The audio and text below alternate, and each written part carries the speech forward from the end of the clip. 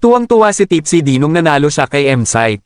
Makikita mo sa mukha niya na sobrang saya niya, na nairaos niya at naipanalo yung dalawang magkasunod na laban.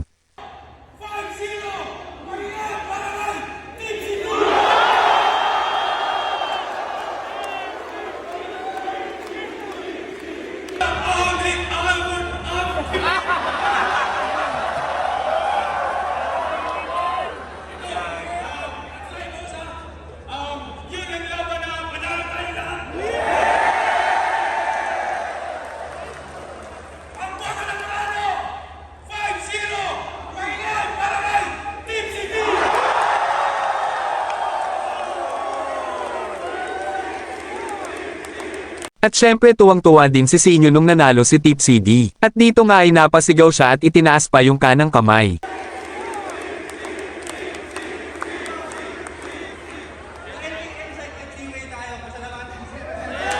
At mukhang malungkot naman dito si M-Site.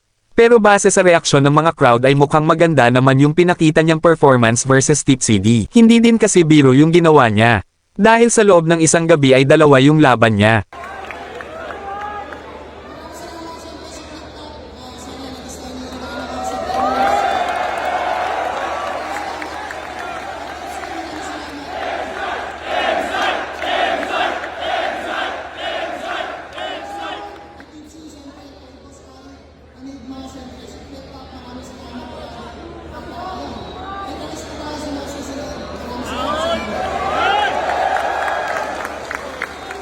Alam ko masyadong busy na yan si M-Site, at makikita mo naman yan sa laban niya versus Zenlope. Na parang kulang yung preparasyon niya sa pagsusulat, lalo na dito na parang matamlay yung delivery niya. Pero saludo sa kanya dahil kahit medyo busy na siya, ay nagawa niya pa ring sumalang at manalo sa laban nila ni Fruz. Yo, check!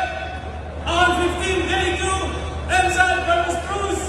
Mag-iba, isang message para sa kanya pareho. At ang bola ng Romano, 5-0, pero naman para kay M-Site.